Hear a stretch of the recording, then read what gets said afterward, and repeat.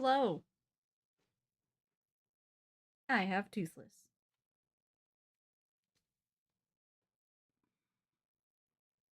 Can I balance him?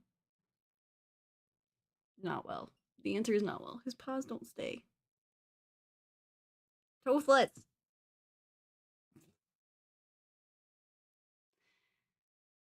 Thanks for nothing, you worthless reptile. We're just waiting for James. Who's all here?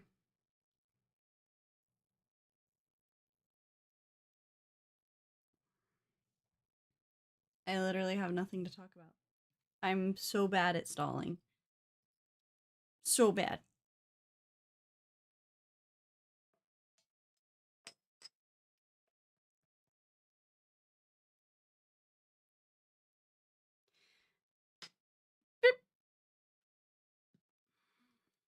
I literally have no words.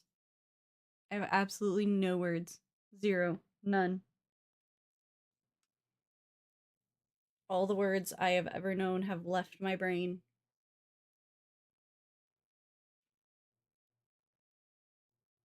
It's fine. This is why I'm never going to make money at this. This is why I have the. This is why our channel's so small. It's because of things like this. I have no idea how to stall. None whatsoever. Make the dragon do it. Make the dragon do it. It's just Toothless. I'm not here.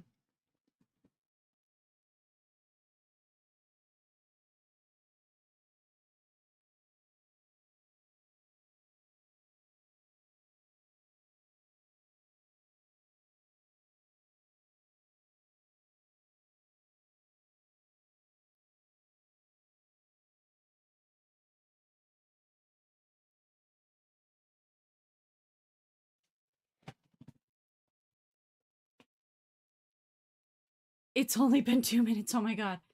Hi. Hello. Hello, Bree. Are you logged in under a different account?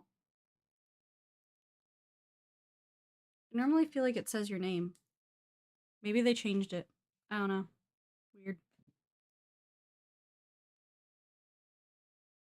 Or maybe I just always know it's you. I'm losing it. It's fine. I'm exhausted. It's been a weird weekend.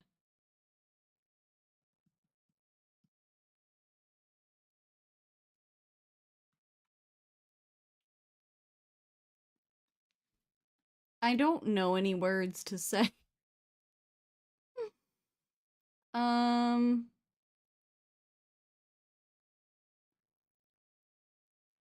thought it did too. But now it just says Nightmare Chick 24. Don't worry. Dealing with a toddler is hard. They're hard. They're tricky. The dragon's running the show anyways. So don't worry about anything I'm saying. Just listen to the dragon. I'm not here.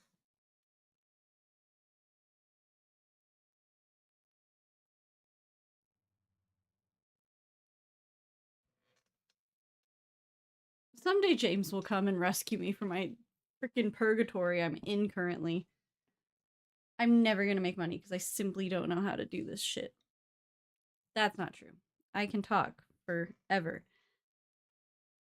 I just don't know how to stall very well. At all. Not even very well, just at all.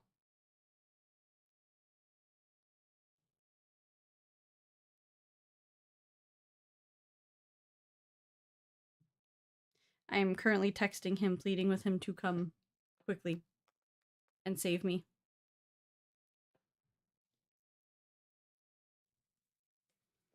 How's everybody else? Everybody else have a good weekend?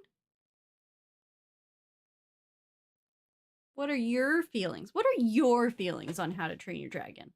We always talk about our feelings, but what are your feelings? Oh, thank God. You didn't come up with the laundry. That was not the plan. Yes, it was. No. Yes. You set up the stream. I put baby to bed. We meet in the laundry room. That was your plan. I went straight to the laundry room, ignoring what I had to do. I went straight to the laundry room. I did all the laundry, and then I went to the bathroom, and that's why you had the stalls, because it took me so long to do the rest of the laundry that I was late getting to the I bathroom, had to and then I was late coming over here. By the time you came out, I wasn't even finished with promo yet. That sounds like a you problem.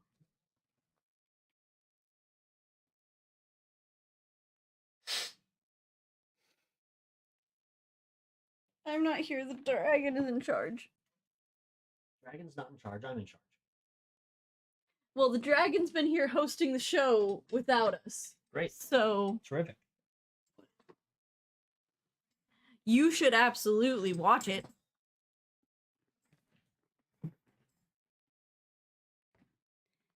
Why are you so tall? What's happening? I need you to know that you sit so short in your chair that most of the time, if you lean forward, your face is cut off right here. Sorry for hitting the desk with my chair and being loud. Yours is still really tall. You're like floating above me on a sea of clouds. It's going to take me away. We'll never record. Oh my god. We have to record. I know. We were supposed to record yesterday. Are you ready? Now, is this the plot for the new one or the old one? Does it matter? No. Because they're the exact same. No. They're really, really close. I have 36 notes. I have 15. Let's do this. All right. I forgot how to do this briefly. 3, 2.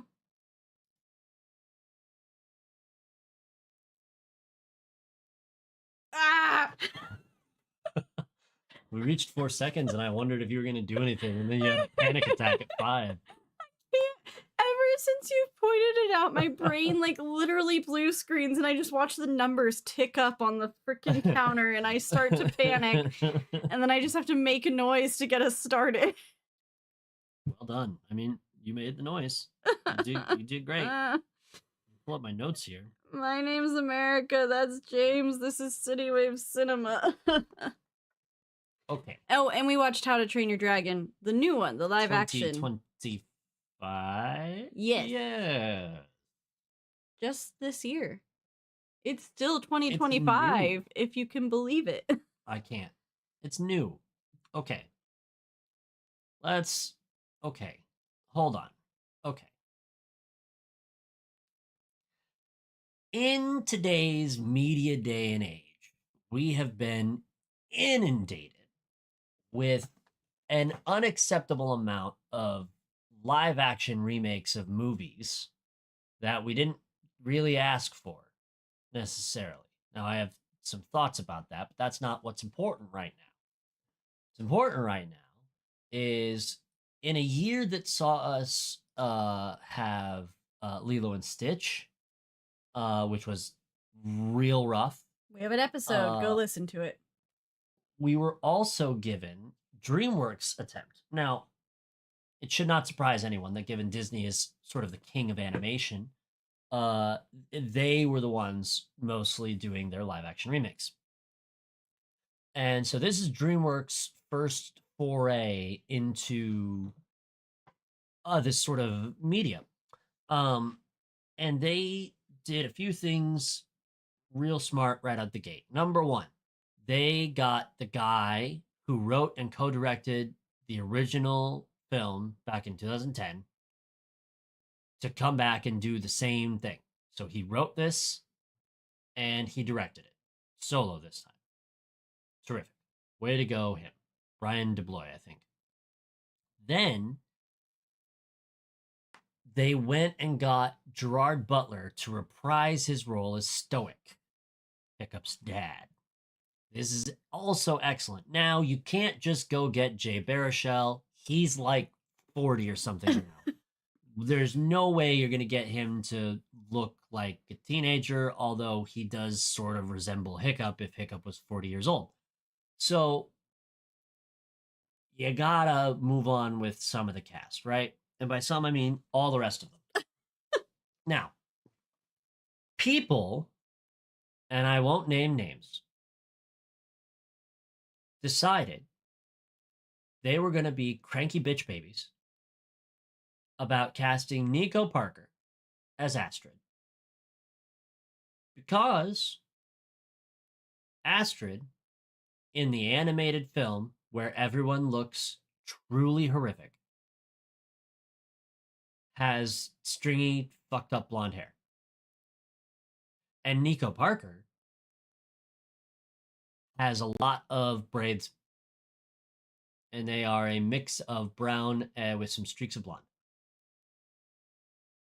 And this was enough for Nico Parker to see some truly heinous racist behavior online. Fuck you if you were like that. First of all. Second of all, I don't think it really fucking matters.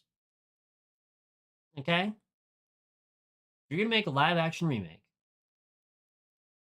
you're gonna do one of two things. You're gonna swing and try and change shit up, a la Snow White.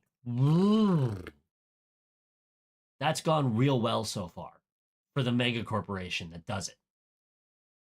Or you're going to go pretty close to shot for shot and put a little heart and stank on it, like this movie. Now, another Disney movie went shot for shot, only it was The Lion King, and that looked like a nightmare in front of my eyes. Yeah. Explain how the CGI animals had worse expression than the real life animals in Homeward Bound. Like, it's that bad. I don't know what they did to realify the animals in that movie, but they shouldn't ever do it again. In this movie, things that changed are hair color of a few people, the race of a few people, all background characters. Which, and that's the fuck it. They also like made a plot change to explain. They added 3 lines to explain why people look a little different. Yeah, why everyone in this village is not just like your standard Norse now person. An important thing to note, because this is a question that I think needs to be asked. If you're doing a live action remake of a movie and you have like the original, the guy who wrote the original is also the guy who writes the new one. Okay? If he adds something in like that, do you consider it a degradation of the work because he did it or not? Can you answer this question without bringing up Harry Potter? That's what I thought. For those of you at home, I had my hand raised and then slowly lowered it. An important thing to note also, Brian DeBlois not going mad with mold in his England, Glasgow, whatever the fuck apartment. Do you know what I'm going to say about Harry Potter? No. Okay, well then I'm gonna say it. Because it depends. It depends on what changes you make. In this case, like, all of them expanded the world that we already had without drastically altering it. A la Snow White, Lilo and Stitch, that sort of thing. That's fine. Completely destroying all the previous world building that you've done in the favor of some weird headcanon fiction that you're trying to put in, not good. I.e., the cursed child and things of that nature, where you're just messing with your own story so much that your story no longer makes sense. So, to answer your question, it depends. It depends on what that writer and creator does, because the entire fandom of Harry Potter looked at the cursed child, looked at J.K. Rowling and said, that's not part of the story, and told her to fuck off. So, depends.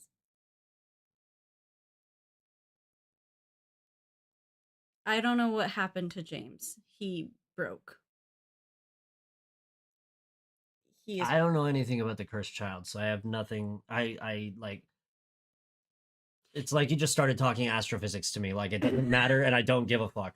I was just trying to answer your question. That's I all. no, and I appreciate the a different take on it, but not not knowing anything about a thing that's not a movie and barely Yet. hangs on as a stage play. Um, Basically, she made a bunch of changes to the established world of Harry Potter. can you apparate into the school now? I don't know. But that's not the thing. She made a bunch of really drastic changes, and the entire fandom, like I said, looked at her and went, she's like, it's canon, it's part of the world. And all of us went, no, it's not. And told her to shut up. So the Cursed Child is not considered canon by the Harry Potter fandom, but is by its writer. Hmm. Anyways, we're talking about How to Train Your Dragon and why DreamWorks should host a masterclass side by side with Lemony Snicket on how to properly do adaptation movies, whether that be animated to live action or book to TV show / movie. They are the only two that I can say did it pretty much perfectly. So, I still feel like I've broken James because he's just not. James.exe has stopped working. I, What? Do you not agree that it's good? no, this movie's fine. This movie's great. There's not okay. There's not content from us here. This is a show where traditionally we watch a old movie that is beloved and terrible or terrible in general and tear it asunder and maybe on occasion try to comprehend how or why things got made the way they got made. Very rarely do we come across a movie that's just good. And this is one of those movies. Now, it helps that it's an adaptation of a movie that in itself was already just good. How to Train Your Dragon was a DreamWorks fucking buoy in the sea, man. It is a enormous win from DreamWorks, right? Standing up there with like Madagascar, standing up there with Despicable Me, like the studio hit a home run with that one, right? And so much that they wrote a second one, and that one wasn't shit either. And Then then they they did made a a third third one, one. and I don't know. I haven't seen that one. And there's a TV show. And supposedly all of that content's quite good. I So know at least the first two movies are good, right? the TV show's good too. So they bring in the same guy to make the new one, and he makes the new one, and he makes a smattering of minor changes, minor alterations that provide context for things, um, deepen characters, and add tension that was not there before. And I think an important thing to get into, because the plot's not very important. Especially because It's virtually the same. it's the exact same plot. Yeah, yeah. There's the changes are literally so minor that we can't even go through the plot and be like, now this is where it deviated because it didn't. There's one small deviation. Is it the fire brigade? No, they're Fire Brigade in the other one. Oh, I asked you when we were watching it, and you were like, I don't know. I didn't remember. They're not called that, but they they operate the same job. But as someone who just watched it this morning, they're not called that. No, the small deviation and change that does create a tiny plot hole in the live action that the original covered was Hiccup gets the idea to destroy the big dragon when he's observing the smaller dragons after test flight. Ah, yes, and we didn't have that sequence. Yeah, and we didn't have that scene, and that's the only one that's like super kind of major as far as plot to explain why he just knows that that'll hurt the big dragon. Um, so that's the only deviation that matters. Other than that, James is right. Everything else is pretty much the exact same, and if it does deviate, it adds to the world, not takes away. I mean, I would argue too that like it's pretty common sense that if you want to kill the dragon that's nigh impregnable, what you ought to do is burn its wings up while you have it way up high in the air and then let it fall or get it to chase you down even better. Which is how it works. So, okay. We're going to do I don't know. I never decided how I wanted to do this. Maybe we'll do the second episode of just plot to run through it real quick. But like there sometimes when we watch these movies, we will watch other creators do some content about them to get sort of other perspectives about what they think about it. And for the first time, we ran into a big sort of disagreement with one of the creators we follow pretty closely. Um, No shade to them, like we're not gonna at them or yeah, anything. he's a phenomenal guy, but there's a take that exists in the world that this movie didn't need to be made. Sure. Most live action remakes don't need to be made. But the take also entails that this movie is soulless and boring to look at. And I just can't get behind that. Yes, the original animation's beautiful and nothing will take away from that. It's phenomenal. Beautiful is a stretch. It's a DreamWorks movie. That's true. It is just colossally fucked in every way. This movie does a deeply faithful rendition of all of the different dragons. They all look slightly less grotesque, but grotesque nonetheless. They all look like they're supposed to look, but like if they were real. Yeah. Like you lose the cartooniness of them, but they still look like they're supposed to look. And I don't think this movie is for kids. It's not. This movie is a kids movie. This movie is a reskin of a kids movie. A kids movie that is for kids, mind you. I don't think How to Train Your Dragon 2025 is a movie for kids. They can watch it, sure, no problem. This is a movie for people who are 25 to 45 years old. This is a movie for younger millennials, older Gen Z, who were around at their parents' homes when the first movie hit theaters in 2010 and grew up with it.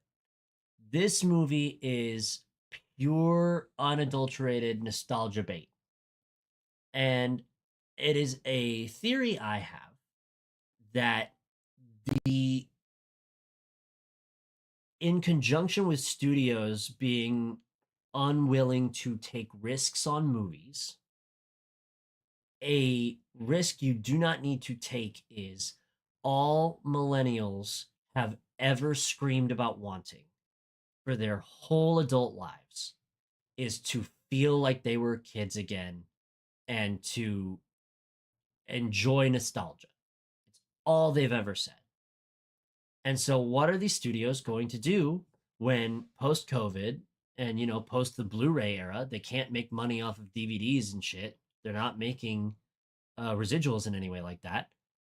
All the money from a movie comes off its box office. If a movie does not hit at the box office, it will not come back. It will not make money in the future. We're in the world of streaming, and streaming profits are laughable in comparison. Your margin for error on movies in today's day and age is shocking.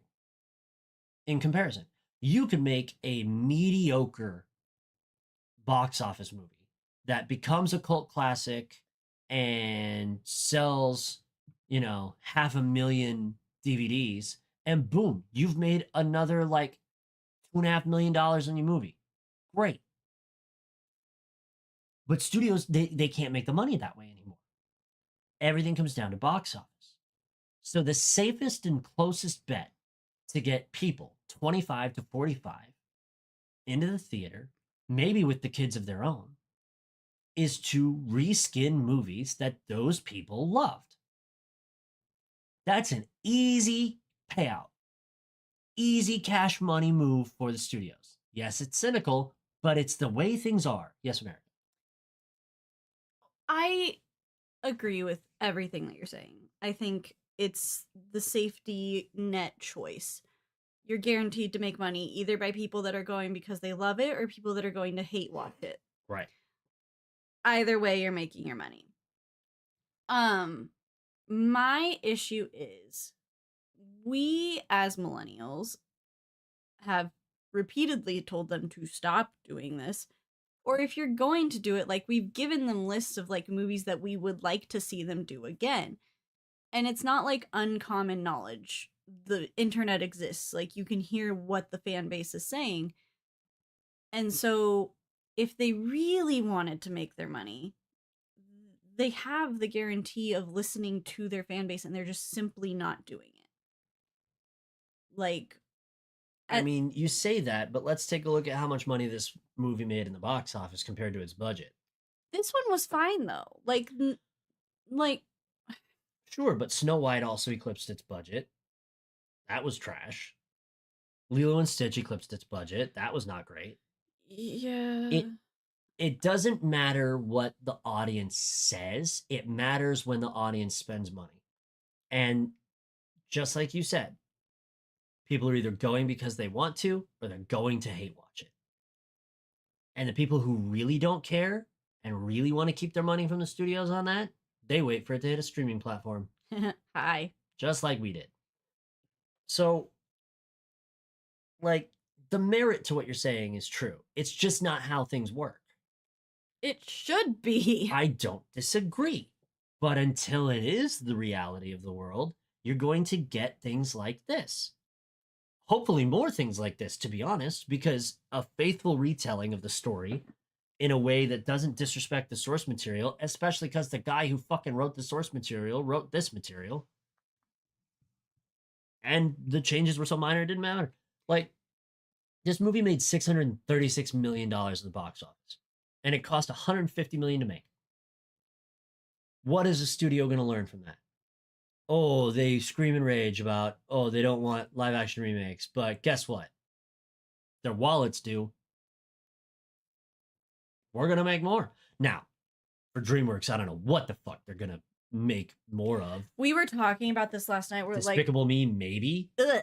Like, everything in DreamWorks is so stylized that it would be very hard to adapt them into live action without losing every part that made it like really good. Like, Yep. They're such interesting looking characters, and the way they look often plays into the story that if you don't have that, you're gonna fall into the Disney trap of everyone's gonna hate it because it's not like the original at all. How to Train Your Dragon, you have human people That look mostly human. and you have dragons. And you can skin a dragon. So that's really easily to translate, but like Shrek, nobody wants to see that. No one wants to see CGI Shrek. Leave it a cartoon. No one wants to see Madagascar. Like Ugh. the penguins, as really it would turn into the Lion King so fast, or it would look cheesy and not good. Yeah. And then Despicable Me, no one wants There's to see. also humans, but no one wants to see live so- action Minions, and no one wants to see someone try to be Gru. Gru. Yeah. Like it's just yeah. No one wants that. The only way a studio will figure that out is when they make one and it flops. Or it turns into Ugly Sonic and we all scream at them until they change it. Well, and there's, credit to, who is it, Sony that made the Sonic franchise? They ran the trailer with original rendering Sonic, and it was one of the most horrific things everyone on the planet had ever seen. I can't unsee it. Like It's it lives it's rent free. truly terrible.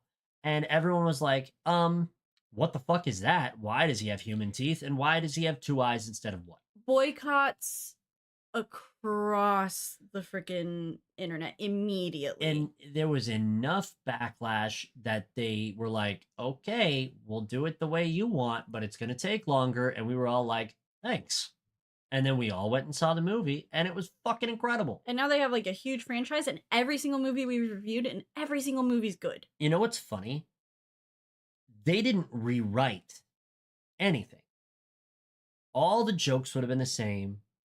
All they did was reskin Sonic. And that movie would have bombed with all its terrific writing, all its terrific character work from Jim Carrey and everybody else. That movie would have bombed because of the way the Sonic looked. And, you know, DreamWorks needs to be very, very smart if they want to do more of this. They're making the sequel. Okay, they're making the sequel. Great. You got to shoot that shit as soon as humanly possible. Your actors are going to age because they are young adults. Then we turn into Stranger Things, and nobody wants that either. It took them fucking 37 years to film 4 fucking seasons of Stranger Things, that godforsaken show. 5. This is season 5. And by the end of it, Millie Bobby Brown started as what, 11 years old, and now she's like an internet harlot or something. She's old and married. She's not old. She's fucking 21. I know, but like she married. She got chippy with fucking press because they were like, "Oh God, you're so old," and she was like, "I now can buy a beer in the United States. What are you on about?" She has a child. Didn't they adopted a child? Yes, they did adopt a child. Look, she's doing her, and she's crushing it. Okay, but taking a decade to make 5 seasons of a TV show is disrespectful. It's stupid as fuck. Especially because not that much of time has passed.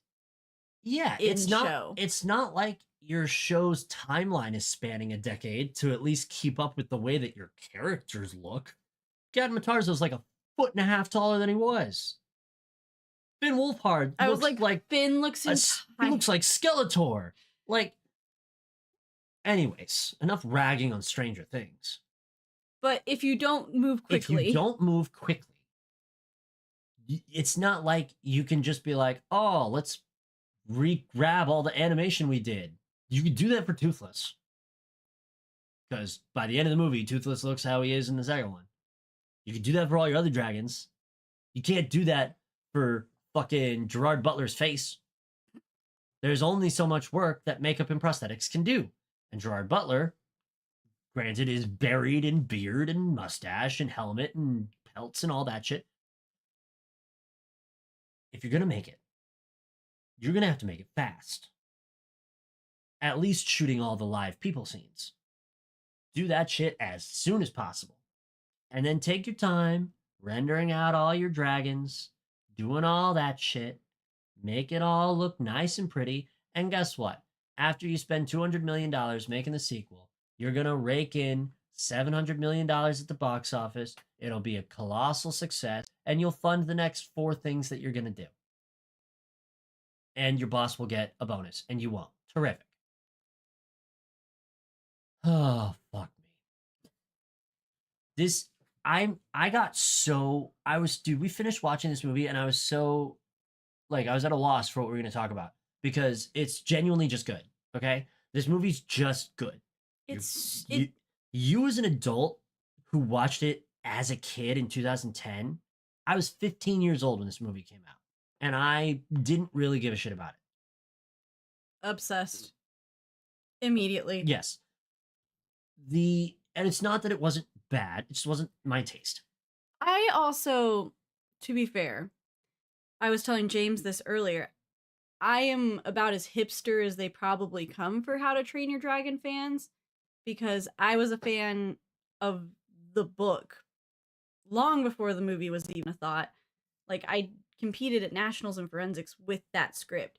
So I've been obsessed with How to Train Your Dragon for a really long time. So it makes a bit more sense for me to be obsessed with this movie and for it to kind of just completely miss you. Yeah, I think in 2010 I was probably I was 15. I was watching the Oceans movies and the Bourne movies for the first time and becoming obsessed with that. So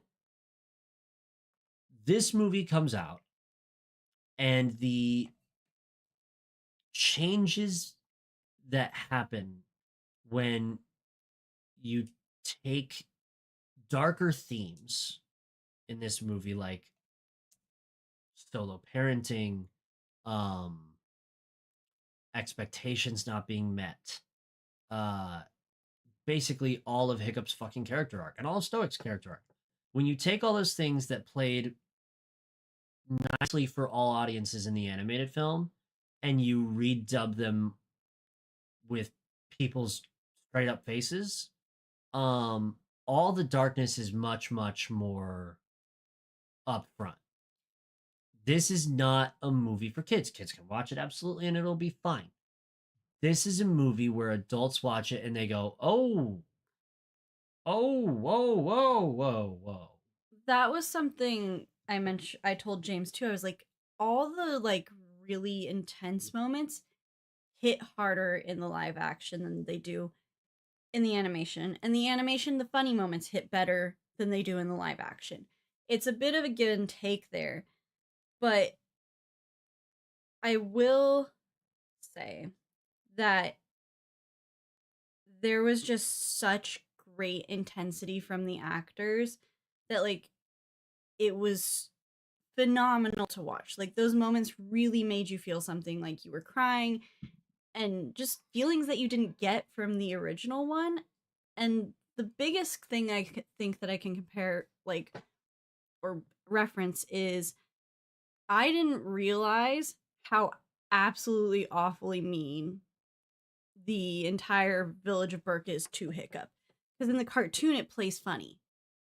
It's lighter, it's funnier. But when you hear those things from like a real person to a real child, they say horrific, awful things about Hiccup.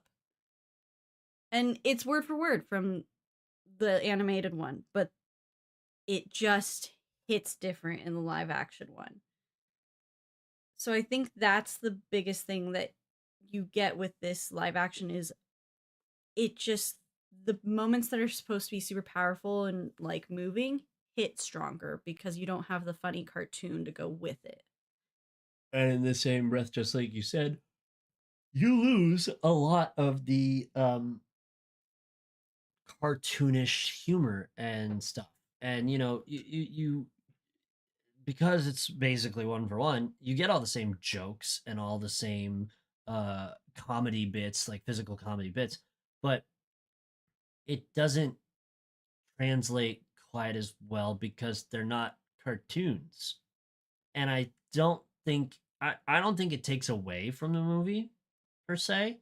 There are some who do think it takes away from the movie, but I think the like I said, I this movie's not for kids, in my opinion.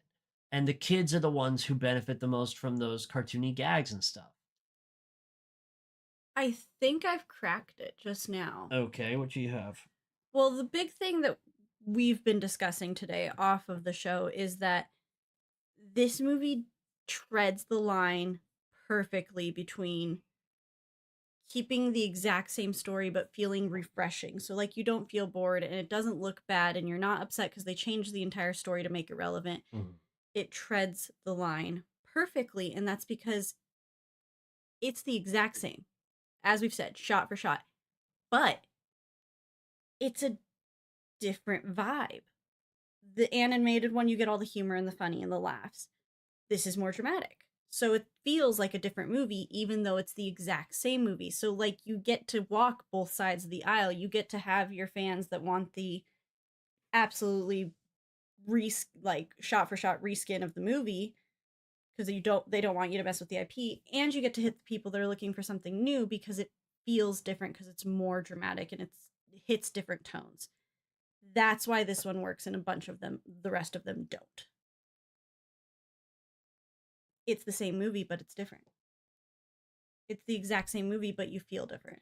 Yeah, and I mean, I don't know about you, but I'm 30 now, And I feel very different about almost everything than I did when I was 15. So the things that appeal to me are different now. The things that I want to see are different now. The things I know are different now. It is a I live in a different world and a different vibe. And so you're right. I think the of a complete vibe shift is kind of a big boon to this movie because it's the exact same thing, but it's different. When Stoic says you're not my son, oh my, it's Gerard Butler both times. To be clear, the same guy says the line in the cartoon and in this movie. And pretty much the And exact same way too. oh my god, we compared and contrasted them on the internet. And my god, is it more shake you to your boots in the live action remake than in the cartoon. Like in the cartoon, you're sad, sure, but in the live action, you're ripped apart. It is devastating when he says it, and you just it's just it's not. It's a movie for me, you know. It's a movie for people who want the nostalgia hit but want something fresh about it. What it is. It's the nostalgia hit and it's fresh. Um we'll do okay, here's what we're going to do. We're going to speed run the plot of the movie and the particular differences um And our notes. and our notes in the next episode, but the thing that we really need to get across through all our monologuing in this episode is this movie is good. It's really, really good. DreamWorks hit yet another home run on a ball they already hit out of the park. This movie is worth your time. It's worth your effort. It's worth a rewatch or five. It's on Peacock right now. I'm sure it will get blasted out to other places eventually. You can probably rent it on Amazon. Or almost certainly. Um, watch this movie and do it without your kids. Let your kids watch the cartoon and let them have all that joy and fun and all that. This movie has that, but it's not the point. Watch this one by yourselves, really, really enjoy it, and feel adult feelings about it. You're not going to feel kid feelings about it. Feel your adult feelings about it. It's worth the money to rent it. It's worth the Peacock subscription, honestly. Um, it's just so very good. I loved it. After the Lilo and Stitch and Snow White debacles, Ugh. holy fuck, bro. It was a breath of fresh air. It's so good. There are things that I didn't like about it, but they're so minor that it doesn't matter. Yep. Um, I just I got goosebumps like seeing all the kids with their exact dragons for the first time. Like that visual was just so full millennial. Like all my member berries and nostalgia buttons were like on fire. Like I was just like, this is epic. It's great. Test flight, fucking no notes. So good. So good. and they got the guy who did the score to do the score. It was just, yeah, it's just so good. So that's kind of important when it comes to movies. Like James said, all the important monologues and dialogues aside, this movie is so fantastic, and I cannot beg you enough to watch it. Like he said, it's worth paying the rental fee on Amazon if you don't want to buy it, or it's worth just buying it because it's a great freaking movie. I loved it. I was yelling, and James had to pop his head out at one point and be like, "You know what happened? You've seen this movie." She was when we watched it the first time, she fell asleep in the middle of it, and so it had been a long day, and so she rewatched the end of it while I was doing some chores the other day, and she was yelling at the screen about a movie she has seen 100 times, just different. And I did. I popped my head out of the door and I was like, you've seen this before, right? Like, you know what the next line's gonna be is the it's like if I watched the Ocean's movies and talked through them. Like, you know, you know, come on now. Yeah, So that's please just go watch this movie. It's so good. we really, and we're gonna rave about it some more in the next episode, but we loved it. It just raises a lot of conversation about why we love it and not other things. Yep. And it was important to talk about all of that because all of that is true. And they should teach a masterclass on how to do this correctly because Dean DeBlois specifically. they knocked it out of the park. Yes. All right. Time to vote on something that will probably not be as good. Well, then we'll at least have fun. I mean, this goes right up there with we've had movies where we've had a hard time saying anything bad about it because it's just so good before. And one of those being that pops in my head immediately is of course Sonic. But also Rescue Rangers. Fucking phenomenal movie. It's just it's so interesting how you can have some adaptations that are um perfect and some that are not. And Disney's had both sides of that aisle, so I don't know why they just can't do it. I also don't know why they can't listen to us and make shit that we're actually asking for, like a remade Treasure Planet or frickin'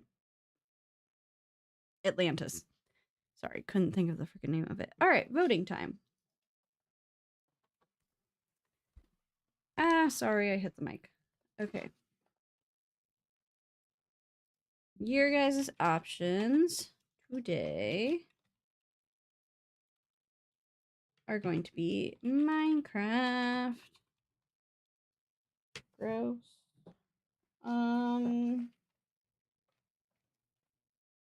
God, we have so many fucking movies.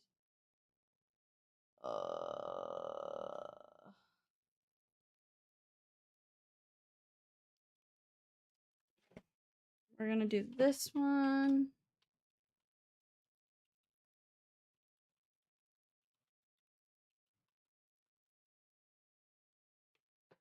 We haven't done a Roald Dahl in a minute. Let's try that one. And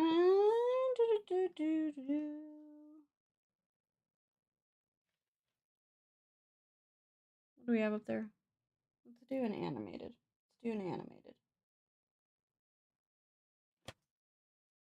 First one I saw. All right. Those are your choices. Good luck.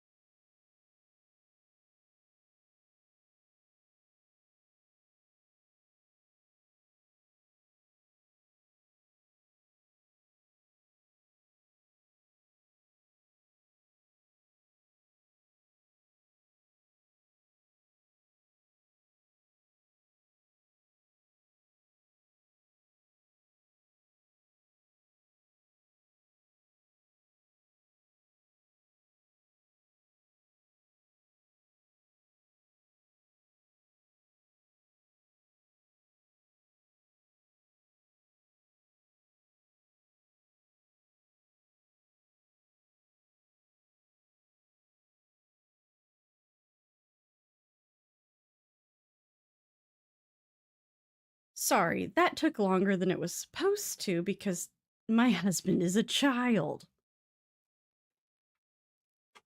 She showed me her ass. Which then made him spill my wine. I was excited.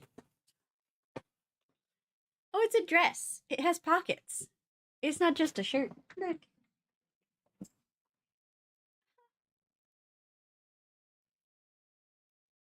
And it's got pockets. Okay.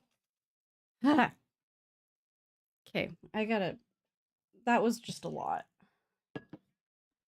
Hey, hockey boy. We got a show to do. Do you see what you're watching?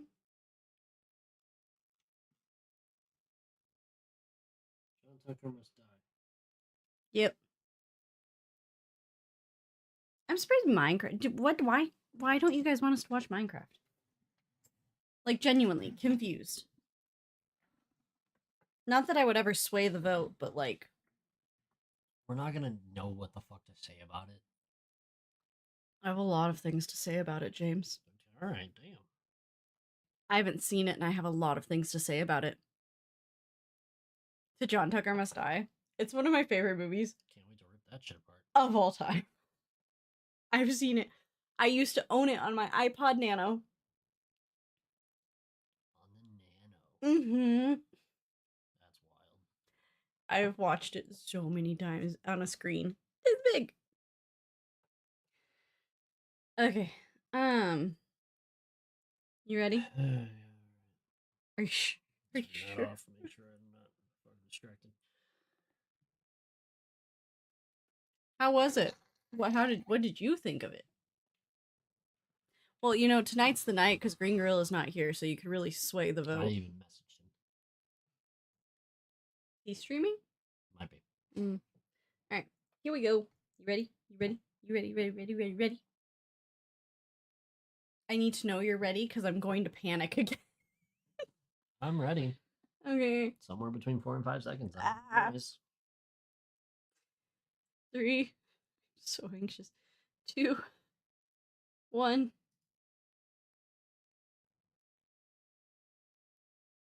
It's gonna be fine. You weren't even breathing. No. That's crazy. That's crazy. Heavens. It's fine. Jiminy Christmas. I'm America. That's James. This is CityWavesCinema. We watched How to Train Your Dragon. 2025. Yes. Imagine we watched the cartoon for the first time. That'd be crazy. That would be crazy. All right. Last episode, we talked about why it's so important for you guys to go see this movie and why we thought it was very good and a bunch of other shit, right? This episode, we're going to run through the plot real quick in case you never seen it and you don't plan on seeing it or you don't mind this is the spoilers episode, okay? This is where the spoilers are going to happen. Do we really need to put a spoiler alert out when that's our entire show? Spoiler alert. So, we're going to run through the shit and then we're going to talk about the minor changes that were made and why they're all fine. And if minus the small plot hole. If they're not fine, they're good. So let's get into it. Okay. Welcome to fucking Burke. Burke is a Viking village on an island in somewhere. The isle, actually, I think the isle's called Burke. Yeah. Is the isle called Burke or is the village called Burke? Or is do they just refer to the whole thing as Burke? It's just Burke. All right, the whole space is Burke, okay? Big warrior Viking tribe lives here in these huts, and they get raided by dragons on the regular. We're gonna follow the 16-year-old son of the chief, whose name is Stoic. The chief's name is Stoic. The 16-year-old's name is Hiccup. Technically, actually, it's Hiccup Horrendous Haddock. How can he be the third if his dad's name is Stoic? It's literally... I know it says he's the third, but that's a plot hole, and I demand answers from Dean DeBlois. He didn't write His dad's name is Stoic the Vast, and yes, he did. No, but he didn't write Oh, that's right. Hiccup. He didn't write the fucking book. That's right. I Hiccup demand Horrendous. answers from the fucking author of the book. I believe her name's Cassandra. Sure. So, Cassandra Clare. Hiccup is what you might refer to as a beanpole. He's a skinny young lad who doesn't put on muscle mass and is bad at most things that the rugged type of Viking that lives on an island that's raided by dragons would need to be good at. Much like someone else we know. So he tries to make up for the fact by inventing cool mechanical devices to try and help kill the dragons, and everyone in the village is just like, Hiccup, would you just fucking be inside and stay out of the way so you don't get killed during these raids? And he's like, no, fuck you guys, because that's what 16-year-olds are like. So You are really going quickly. I haven't even made it through the raid yet. There's a wide range of dragons that attack the village, and they keep a record of what all these dragons are and what they can do. But there's one in particular that's really fucking scary, and it's called a Night Fury. And it looks, if you're on the stream, a little bit like that, only maybe more fearsome. Night Fury, matte black, right? They fly at night, blot out the stars. They fly super fucking fast. They make a whistling sound when they are coming in, and they shoot like this basically like a missile of a fireball. Like lightning, I think. Yeah, it's what it sort of looks like in the animated. No, During this particular raid on this particular night, Hiccup, using his weird invention, downs a Night Fury. He doesn't know he's down to Night Fury, but he does. No, he knows. He's specifically aiming for it. Well, yeah, he knows he hits it. He doesn't know he's downed it because he tries to go find it eventually. So he claims he's done it. Some more hijinks happen. The village is basically half destroyed. And his dad and everybody else goes out on a big fucking raid to basically try to find the dragon's nest. Anyways, Hiccup goes to try and find the dragon that he downs. He does find the dragon, but the dragon's all tangled up in the bolas that he shot and some trees and shit, and he's wounded. Plasma. That's a good descriptor. So Hiccup feels just a boatload of compassion hit him in the body upon seeing the helpless wounded Night Fury before him. So instead of killing the Night Fury, which he could do, he releases the Night Fury, and the Night Fury pounces him, as wounded animals are wont to do, and does not kill him, which is weird. So, back to the village after escaping from the Night Fury that let him go. Stoic rallies his gang to set the boats up. They're going to go try to find the dragon's nest in the fog and kill the dragons. Change number 1.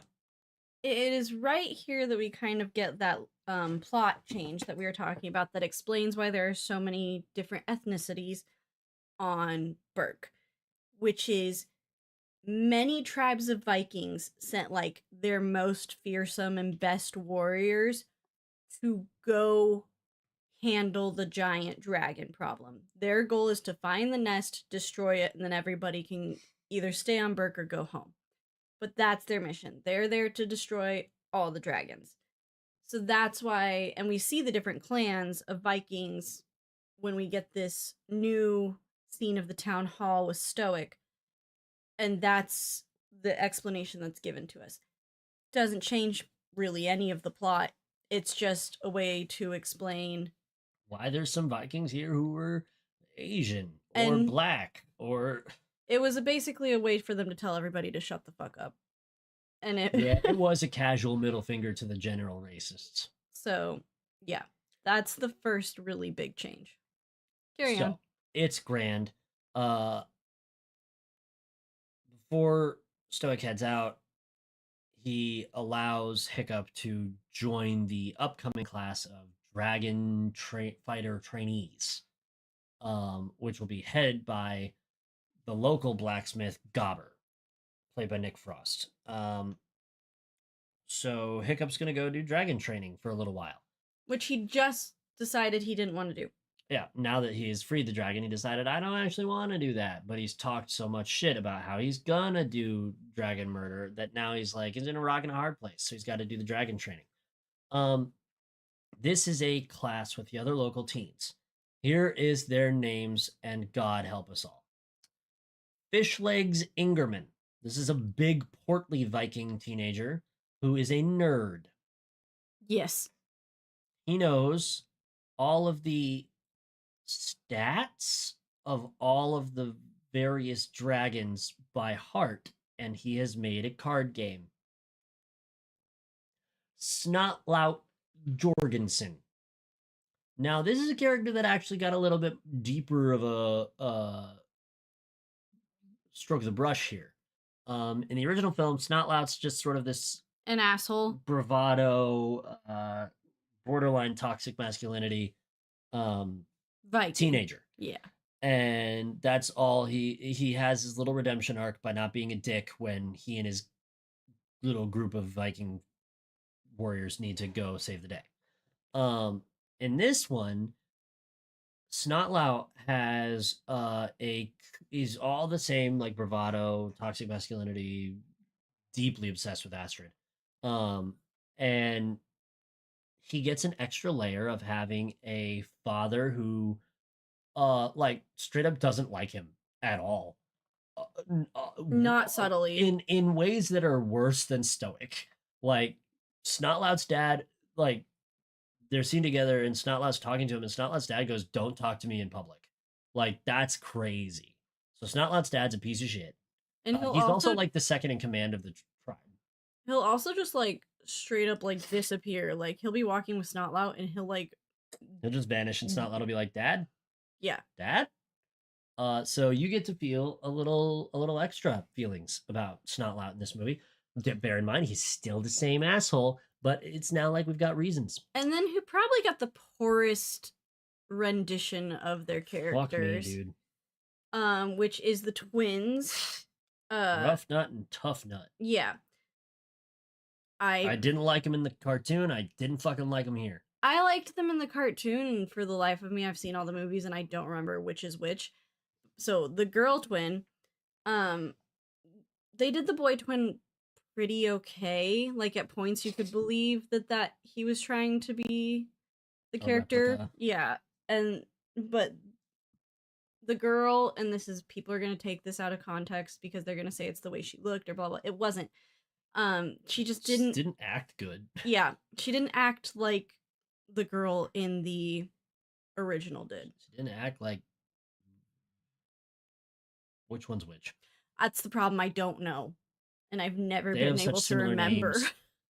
They always introduce them and it goes so fast that I'm like, I don't remember. It's like having twins named Aaron and Aaron. Which one's which and which one's spelled which way?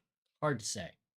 Anyways, now we've also got Astrid Hofferson, who is the leader. Snotlout's obsessed with her and Hiccup likes her a lot. And Astrid, this is where people get fucking hung up on changing shit. And they get buried in the Percy Jackson weeds. Because Astrid in this movie doesn't have straight blonde hair and isn't Nordic enough. And they're just fucking wrong. But they fixed it by changing the plot, so it doesn't really matter. Yes, James? It wouldn't have mattered even if they didn't include the change in the plot about, oh, this is why there's people who look different than me. Matters a little bit. Doesn't matter. A little bit. Not even a little bit. Simply doesn't. You can be like that and you're wrong. Listen, this is no hate to the girl they got to play Astrid. I think she did a phenomenal job. Honestly, it made me care less about the twin debacle? No, the aesthetic debate about Astrid's appearance. I didn't care because she was so good at being Astrid by the end of it. However, without the plot change, it just feels I understand where people are coming from because she doesn't look like the movie, the animated movie, and also like James we talked at length about this already. I understand, but I'm also, like James said in the Percy Jackson debacle about Annabeth being blonde in the original and the new one, and etc. etc. So I understand both sides of the argument for Astrid is all I'm saying, James. Carry on.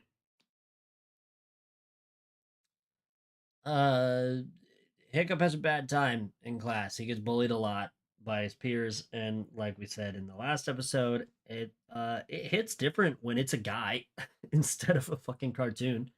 I mean, bullying's bad in cartoons, and you shouldn't do it. But like, you can sort of separate a cartoon from reality. You sort of innately do that. Um, when it's just a guy, you're like, woo, ooh, yikes! They're saying some harmful, hurtful things to this kid. It's also different when you can draw a character to like make the audience understand why he would be made fun of versus it being like a human child. Like, oh yeah, this guy actually just looks like this. So you know. Uh so anyways, he struggles through the classes and everything. Um we're gonna cut back and forth between dragon training and Hiccup going and finding the dragon that he downed, which he names Toothless. Um God damn it. Bless you. I'm gonna edit that out. So Hiccup finds the Night Fury trapped in a sort of circular cove, and he can't fly out because his tail wing. Bless you twice. Jesus Christ! His is tail damaged. got damaged when Hiccup Shot him. knocked him down. He shot him. He tangled him up in some rope. He shot him with Ebola. Not Ebola, with Ebola. What? I just noticed that my necklace has a weird texture on the back from our child, Oh, okay. and I got a little grossed out. That's all. Carry on. His fingers are grubby. So Hiccup does his best to befriend the dragon, names him Toothless because the Night Fury has retractable teeth. I'm sure that will get written in the big book of dragon facts someday. It does. Hiccup then uses his skills, having worked in the blacksmith shop for so long, to manufacture a harness, a saddle, and a prosthetic fin that he can use to help Toothless to fly and also to ride him around. He has to ride him in order to help Toothless fly because he has to work the prosthetic for Toothless. Right. So, in doing all this stuff, in this montage of scenes, Hiccup learns about various dragons' behaviors, and he will take these things that he learns into the dragon arena, and he will use the knowledge to accidentally his way into becoming the quote unquote top slayer. He shows everyone up so fast, which pisses Astrid off. Yeah, Astrid's borderline unacceptably mad about it, but at the same time, not really. I liked this change that they did in this one where she more or less like calls Hiccup a Nepo baby. Like they really, that was one of the scenes they added. Yeah. She really, you get all this backstory of how she wants to be chief, and that's like her big driving thing, and Hiccup gets handed everything because he's the chief's son. And It's funny to me too because he answers all her accusations of being a Nepo baby with being like, yeah, but you should be chief. And my dad likes you more than me. And like, Like, yeah, you're right. I'm in this position, but I don't want to fucking be here. No one wants me here No one either. wants me here, and I don't want to be here. And everyone knows you should be here. So, like, take it easy. She does not take it easy because it's really hard for her to comprehend that. Yeah, it's a well added backstory to Astrid, and the scenes, the actors just do so well in them. She really does a phenomenal job. Um, so yeah, Hiccup is now top Slayer. Him and Toothless now can fly as long as Toothless or Hiccup is riding him. Um, and that's when things go a little haywire. Gooey. So you mentioned how Stoic left, right? How the Vikings all left to go. Yeah, they left to go get into it with the Vikings or with the dragons at the nest. They haven't found the nest. No one's ever found the They nest keep yet. getting lost in the fog and getting picked apart by the dragons. So they return with not a fleet of boats, but one boat and as many survivors as they can. And they get back, and everyone's like, "Hey, Stoic, your kid's like the shit now." And he's like, "What the fuck?" Yeah, he's literally like, "Oh, thank God, Stoic. Like, we were so worried. Like, no one's gonna miss that kid. Like, all this stuff." And it's one of those moments again where you're like, "Jesus, guys, chill the fuck out." It's Yeah, the way the general populace talks about Hiccup. Hiccup and how he used to be before he became hot shit with dragons. Uh, they when they talk to Stoic about it, Stoic believes genuinely that Hiccup might be dead, which is humorous. It's played for laughs, but it's also like, whoa, that's yo guys, it's fucking crazy. Um, so It also happens when Stoic here in a few minutes or like a few scenes will give the speech. Will then for Hiccup to start his fight, and he says something along the lines of like, "If anyone had told me that this would be where Hiccup is like a year ago, I would have tied them to a mast and sent them off for being mad." Like, it's just the lines to Hiccup in this movie are just so mean. it hits different because we're adults. Oh. Um, so Hiccup learns that as part of the final exam of the dragon training business, he's going to have to kill a dragon to death, which he's not really interested in now. So he decides he would like to fuck off forever, temporarily. So he goes back to the cove to rendezvous with Toothless so they can scurry on out of there. And lo and behold, he was followed by Astrid, who bullies him a little bit, and then almost gets herself killed and eaten by Toothless. And then basically insinuates she's going to go back to the village and tattle.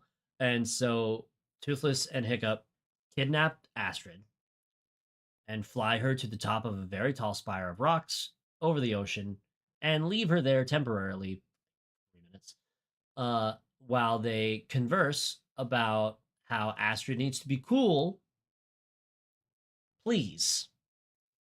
And Astrid says no.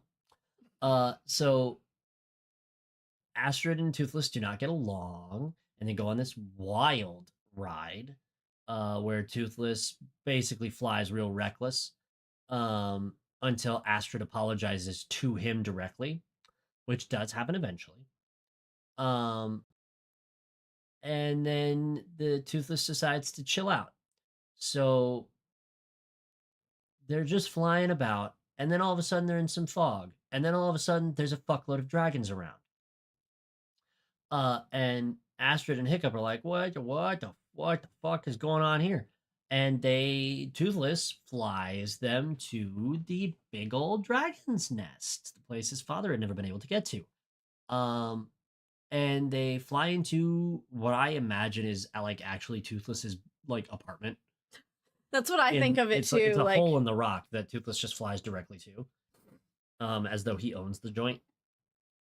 And all these dragons are throwing some form of prey into a big smoky pit that's glowing orange.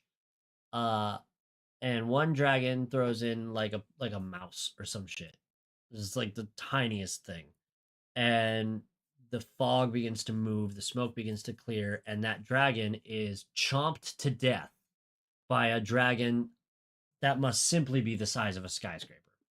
It's so big. monstrously large. It's like Takat, like it's like an island itself. It's so Huge big. fucking dragon.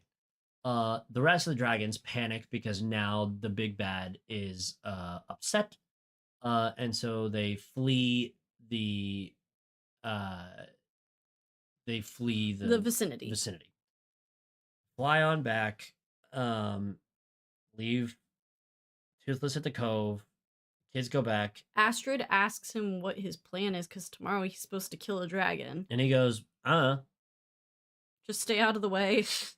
I'm gonna wing it. Poor decision. However, there's not really another one. So he goes in to do the final exam. Uh, And he reveals he's quite capable of dealing with the dragon and tries to explain publicly that the dragons can be peaceful if you know how to handle them. And then his dad flips his fucking lid. Yeah, his dad loses his temper, and this causes the dragon that he was dealing with to revert back to primal dinosaur behavior, and cause a ruckus. Toothless escapes the cove with his Spider-Man dragon senses and comes to Hiccup's aid. The first time any of these people have ever seen a Night Fury, and he blasts this fucking dragon, right? However, in aiding Hiccup in not dying, Toothless gets captured. Hiccup demands that people not hurt the dragon, and the Vikings act first and do not ask any questions ever. Vikings don't ask questions. Didn't you know that? So Hiccup, oopsie, accidentally reveals that he's been to the nest, and his dad's like, "How the fuck did you find the nest?" And he's like, "I didn't. Only a dragon can find the nest. Toothless showed me." And then Stoic gets the brilliant idea to lock up Toothless, stick him on a boat, and follow Toothless's signs to where the nest is, so they can go all exterminatus on the fucking dragons. Hiccup is begging and pleading with his dad, like, "You have no idea what you're doing. You don't know what you're up against, blah, blah, blah, blah, blah, blah." To be fair, he doesn't. Hiccup is, now here's the thing. Hiccup is perfectly correct, okay? Hiccup knows that the Vikings, they'll just get slaughtered. It'll be a violent end to his people, okay? Stoic, as chief, is blinded by his rage. This is where you get the whole scene with him telling Hiccup like he's not his son anymore. Which is it's a shot for shot from cartoon to live action. It's different live action, but shot for shot. If he rubbed all two of his brain cells together for 2 minutes, instead of just turning around, getting back in the boats, and hauling off to Helheim's Gate to go try and find the nest, what he should have, coulda, oughta done is sat down with Hiccup and been like, "Tell me every single thing about what you saw, what's there, so we can figure out a plan." Even if he felt like his son had betrayed him, you have a human being here with you who went to the place that you're trying to get to, and you're not going to ask him any fucking questions? You're not going to ask him any questions about what happened? About what's there? About what to expect? That's blind rage behavior. That is a barbarian in action. A foolish fool, if you will. Terrible. So it ends up being that way anyway. Stoic and the fleet head off into the fog. And Hiccup decides he's going to go sulk for a little while, before coming up with the brilliant plan to Pushed by Astrid. pushed by Astrid, yes, to get their little gaggle of dragon trainer students and use all the captive dragons, calm them, jerry rig some saddles and shit, and fly off to the nest to try and save or salvage what's left of the tribe. Okay? Okay. It's one of the best So scenes in the entire movie. the class all mounts up and head off. Toothless inadvertently is guiding the ships to the nest. The Vikings get there, scope out the beachhead, build themselves some small, easy fortifications, and Stoic heads off to this cave that he sees. And he and his gang are going to march down into it. And a little light gets thrown down in there, and it's like 400 fucking dragons in this hole. Uh, and the light startles them, and they all start flying out. And the Vikings try to attack them, but the dragons aren't. They're not trying to fight. They're just trying to get the fuck out of there. I was like, I had several notes about the whole Vikings going to the nest.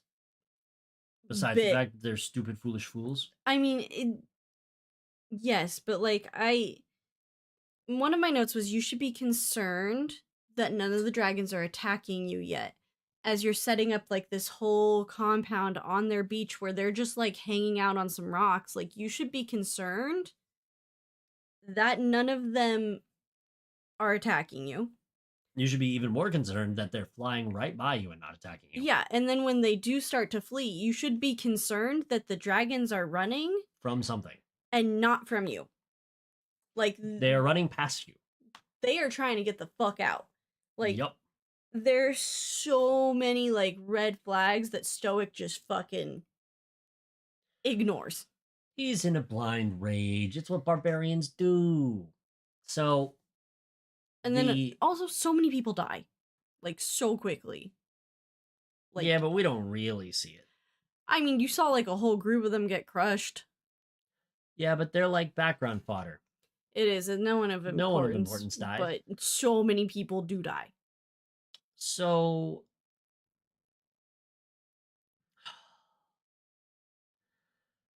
the big bad motherfucker busts his way out. And he just comes out causing a fucking problem. Fucking huge. The big dragon, by the way. He's not flying yet. He's just standing. And it's like skyscraper heights, like 40 stories tall. The dragon's name, by the way, is Red Death. Okay. No, it's good to know. I didn't know. I was just going to keep calling him the big bad. Big bad, Red Death, burns all their ships, first of all. Just in one fell swoop, fire breath, bleh, burns all their ships. Stomps a group of Vikings to death. Everyone else is like panicking. No one has answers to what they're supposed to be doing right now, okay? Enter the children on dragons. They show up, execute a plan to distract the dragon, analyze the dragon, piss the dragon off, and get the dragon to chase Toothless and Hiccup around while they figure out how to deal with it. Toothless has to, oh yeah, I'm sorry. Toothless is still trapped on the boat. Hiccup has to go rescue Toothless first, but that is their entire plan. That is the plan. So the Dragon Riders do all that while Hiccup gets dropped off. He's trying to rescue Toothless, but he's not strong enough. The contraption containing Toothless gets knocked overboard as well as Hiccup. Hiccup swims down to try and release Toothless. They're probably like 10 feet underwater, but that's enough to be scary. And Hiccup basically almost drowns trying to get Toothless out of there. And Stoic swims down, throws him out of the ocean.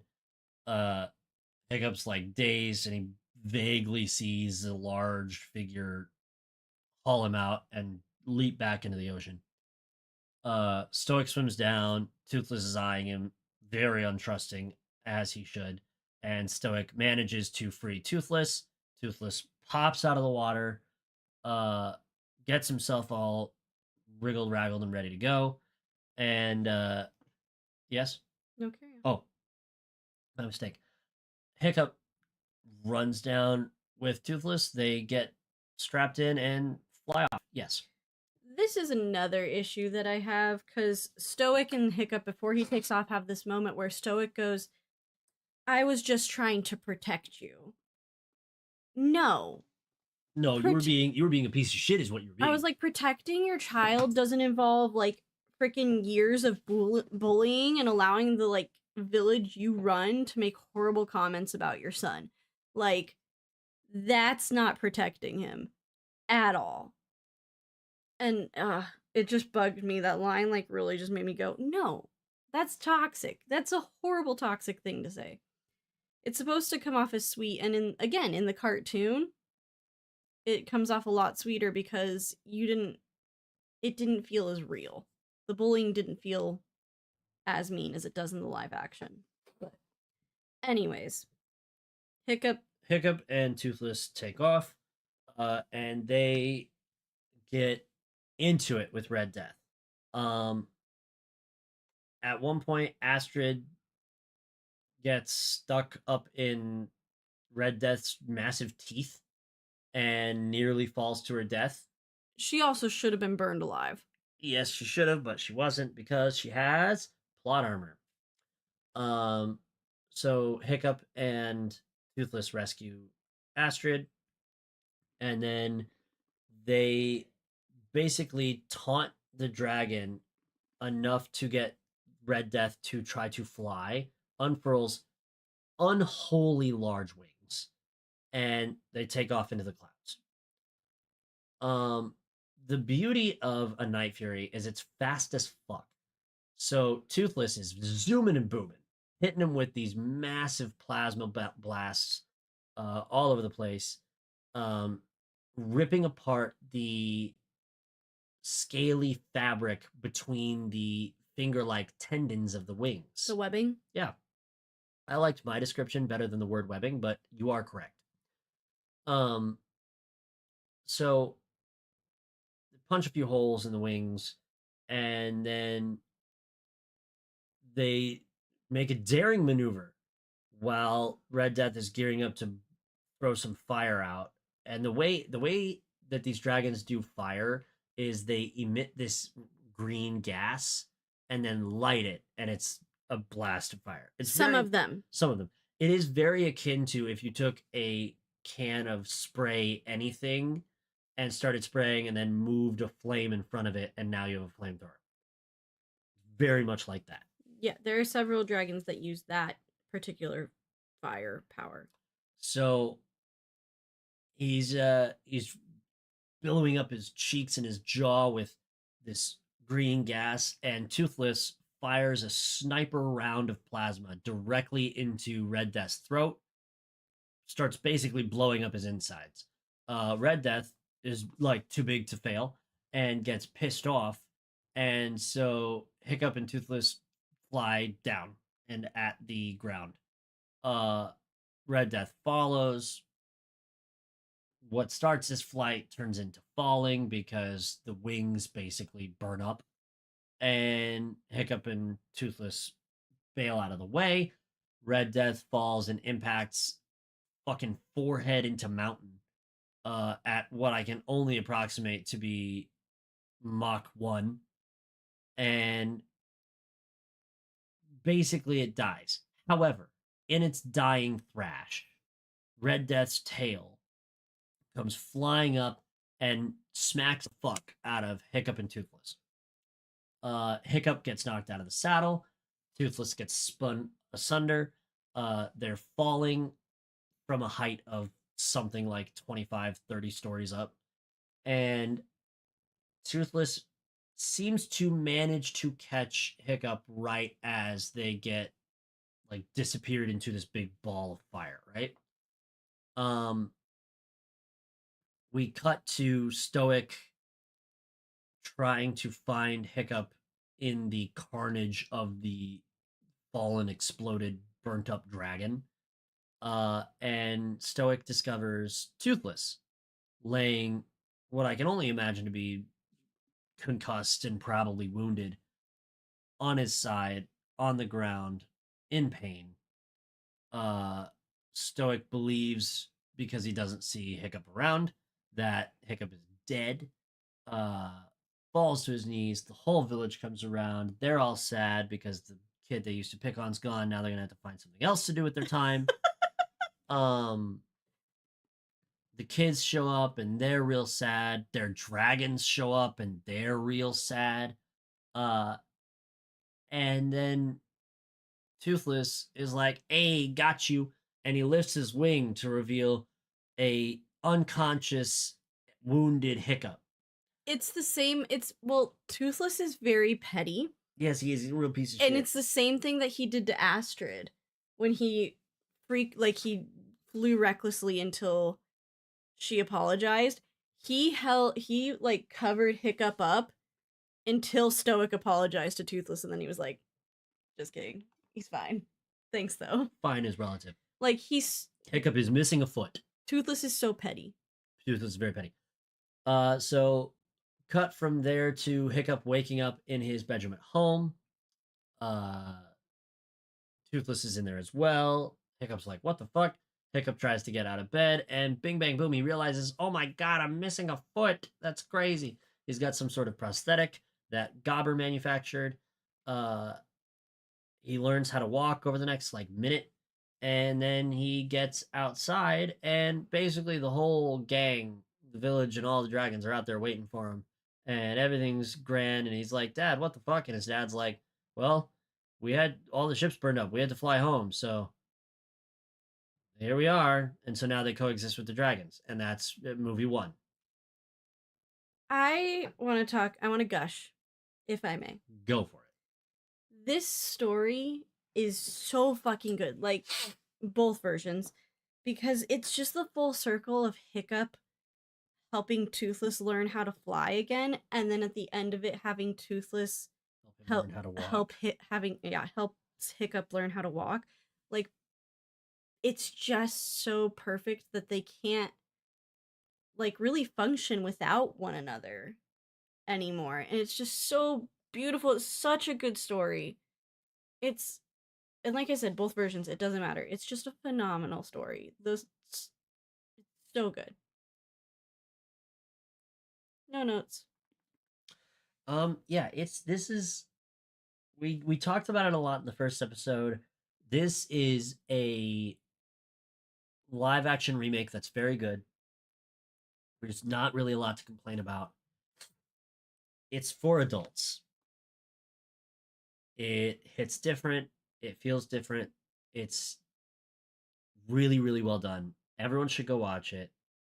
I'd put this in at least A tier, maybe S tier. Yeah, that's coming up soon.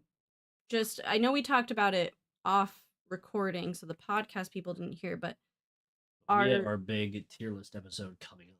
So if you're interested in contributing ideas for what you want James to watch for 200 episodes, hit us up on social media or in the comments of the YouTube videos.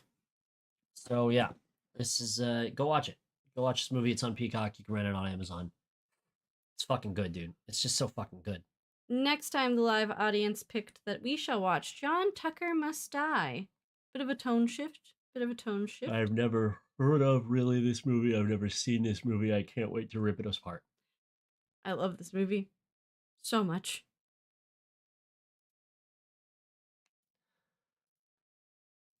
I'm so excited to watch it. I haven't watched it in so long. It has Pen in it. Badly. Yeah. And what's her bucket? From. Well, she's from this movie. She's from a lot of things, but she's in Pitch Perfect too. I think it's Brittany Snow. Is that her name? James doesn't care. I finished the recording and he is The hockey game's on. fully back into hockey. Like I said when I texted everybody about this particular episode, it's a good conversation. It's not our normal renting and raving about whatever movie. It's just a lot. This movie raised a lot of conversations about the medium of filmmaking at large right now. And Yeah. Alrighty. Think that's it for right now. We did get the Poppy Playtime teaser, so I'm betting January. The last one was in January, Probably and the one before that was in January. one chapter a year. I'm betting we'll have chapter 5 for the new year, but I don't think we'll be playing any video games in between now and then. Probably not. So until then, and this is probably our last one before we do like 1 or 2 holiday movies before Christmas. Yeah, we'll do John Tucker a couple holiday movies. And then it'll be the new year. Dude, I can't wait. You know what we should do for holiday movies this year? We should do some popular Hallmark ones. Oh, I was gonna I have suggestions. Oh, okay. I want you to watch the one I watched last year. The Jack Black one. I want you to watch it so bad. Oh, Dear Santa. I think it's like, isn't it Dear Satan? No, it's Dear Santa, but he looks like Satan because he is. Yeah. Yeah. I need you to watch that so bad. Well, it'll take us a week to do John Tucker, at least a week, maybe longer, and then we have the Thanksgiving, and then boom, it'll be December.